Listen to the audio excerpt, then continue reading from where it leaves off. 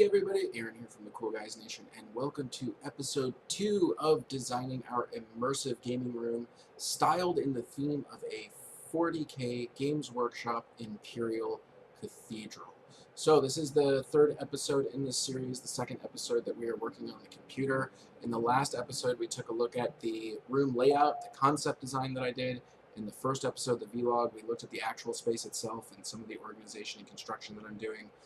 In this episode, we're going to be focusing on taking my concept and turning it into designs that I can then transfer onto styrofoam, meaning what are the measurements, what are the dimensions, how is it going to fit and look in the room. So let's go ahead and jump over, and we will start taking a look at everything. So first of all, I have my master files here. We saw a little bit, I have all these Photoshop files. I've got all of my inspiration and art ideas. And the next thing that we're going to be doing is looking at the actual church panel design.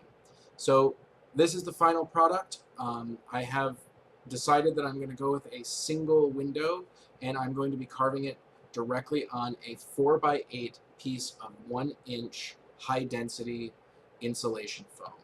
We'll be looking at all the materials later, but just know that standard building supplies are 4 feet wide by 8 feet tall, at least for sheets of foam, so it's much easier if I work directly on 4x8s. So let's go ahead and take a look at this process.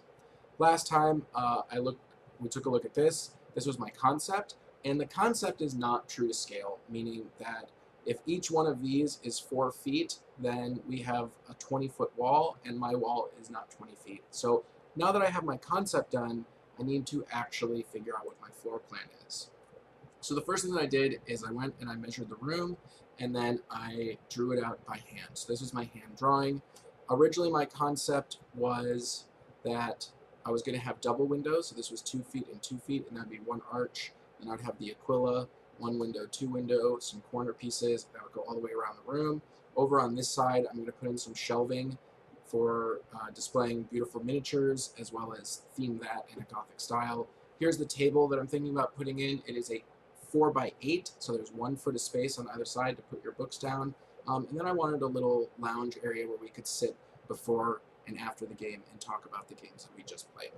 So once I did that, I decided to bring it over into Photoshop. And I know this one is super, super boring, but it is very important that you're able to play with things. So what I did is I created a new document, and using millimeters, I took my dimensions of the room, which I believe was like 193 by like 167. So each millimeter is going to represent 1 inch in the actual world. And then I created this background, and it started out, of course, with nothing on it. So let's go ahead and convert this to millimeters. So we can see that this wall here is about 200 inches long, and this wall here is about 163 inches long. That is true to scale, although in here it's millimeters. Next thing is that I know that my walls are going to sit out about 6 inches, so I drop these lines. To do that, you just kind of grab one of these things and you can put it wherever you want. Oh, and also make sure that your ruler is open. So if you go to view, you just want to make sure that you can do rulers. You can also do a grid, but I find working with the grid tends to be more problematic than anything else. So I usually keep the grid off, although I will keep guides on, smart guides on, and pixel guides on. I find those are very, very important, and then obviously I keep the ruler on. Next thing I did is, since we already know that this is 1 millimeter equals 1 inch, then I want to create a 4-foot section. So 4 feet is 48, so I can just do this. And unfortunately, this is not in millimeters, but we can put it in millimeters. There we go. So we want 48 millimeters, and let's fill it with red. And there you go. So we have this shape.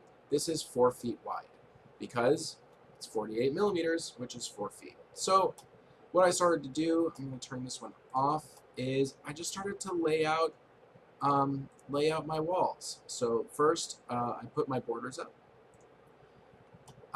Then I thought that maybe the Aquila might have to be 6 feet, so that's a 6 feet wall, but these are my 4-foot sections. So this is a window and this is a window. I then have a 1-foot section right here that will have just some generic pattern in it. I have another 1-foot section here. I've got a little 6-inch piece right here. I've got another one right there. I have another 4x4 window here, which is why they're all red, and another one here, and then a 4-foot wall here. So you can see that this wall is going to be 1, 2, 3, 4x8 sections, and this one is going to be 1, 2, 3, where the middle one is actually 5 feet. So I believe that that is this one here. So it's labeled as 6, but I actually changed it to 5. And then the reason is that the Aquila doesn't quite fit into a 4x4 section, but we're going to talk about that next. I'm going to be doing it in 2 2.5-foot sections. So now I know that I need to build 1, 2, 3, 4, and this wall is a copy of this wall, 5, 6 4x8 windows that are going to have one window in it, and I need to build 1, 2 Aquilas, and then I need to come up with a pattern for right here. And truthfully, this wall, I haven't figured it out. And if we go back to our drawing, that's this one right here. I know that I'm going to have an Aquila here with 1 window. So instead of 2, there's only 1. So 1 full window something, 1 full window, 1 full window Aquila, 1 full window. That'll be the whole thing, and there'll be some thin plates that go in there. So now I know that. So the question is, how am I going to take this and cut and carve it into styrofoam? So for this one, I took a very similar approach. I put it in inches. I made a new document in inches that was 4 by 8, right? So that means that 1 inch equals 1 foot. And I created this. I then took my background and figured out where I want the background to sit, like how far up do I want to be able to see water through the window? Do I want to be able to see trees, what it's going to look like? I then imported my GW sprue and I readjusted it to look like this. So this is 4 feet wide, this is 8 feet long, and this is exactly where my pattern is going to be. So now I know how the background's going to look through the window. Now all I need to do is figure out what are all these measurements and figure that out. So the first thing that I did is I started dragging my ruler over. So we know that a 1/2 inch equals a 1/2 foot. We know that 2 feet is exactly dead center. We know that this is exactly 1/2 foot. And then I need to know some key locations. Oops. Like the top of the arch, the bottom of the arch, where about on the drawing I'm going to want this shoreline, and where these lines are going to be. How far apart are these? I know that they're now 6 inches, which we can do here. And once I got those laid out, just again using my draw tool, I started to draw lines right over them, like that. So let's go ahead and let's clear these bright blue lines. We don't need them anymore. So tracing over those layouts, I drew these white lines and then merged them into a single shape, and then I added my dimensions. So now I know that this line is, that this corner is 6 inches, right? 6 inches in, we just talked about that, and 2 feet up. And that this is 2 feet in and 1 foot down. So that I can now draw all of my shapes. I know that these are also 6 inches apart, so I can just go ahead and draw them. This is a great guideline. It gives me a really good sense for how it's going to be laid out on the styrofoam and makes it a lot easier to cut it out. Now you could actually print this really large, lay it down over your styrofoam, and then just trace it out. That's an option. I'm pretty good at being able to figure out where to draw my lines and whatnot, but we'll take a look at that a bit more when we go into the studio and actually start cutting. The Aquila wall. The Aquila wall, I followed the exact same process, right? Here's the GW sprue, Here's my lines, except I made one change. In my full room layout, right here, this used to be 3 4-foot sections. I made the Aquila 5 feet wide, and I reduced my side walls from 2 to 1 foot in order to compensate for that. And the reason that I did that is because the Aquila just didn't scale right at 4 feet. So let's go ahead and take a look at how the Aquila looks at 4 feet.